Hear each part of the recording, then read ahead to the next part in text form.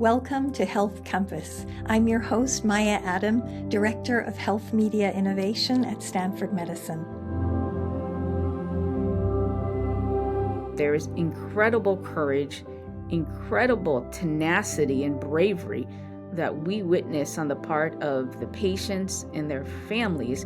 And it is that hope and courage that really inspires us. To see a device when Renee was showing what they could do where, whoa, you're changing the clot. And by changing it and making it smaller, that would make my job easier to get that thing out of there. This is a really good idea. And that's what we kind of ran with. Suddenly I could see that biology is not how I was taught in India in a high school, which was all memorization.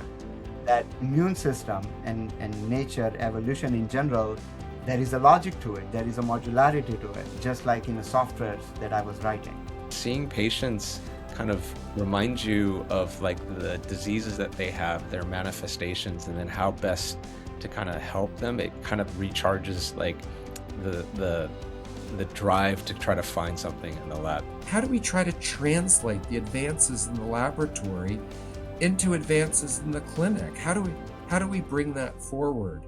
And there's a lot of additional work that has to go into that translation. It's so satisfying to actually be able to go into the clinic now or to these conferences with the patients and be able to explain to them that we do have something that can help to correct your skin.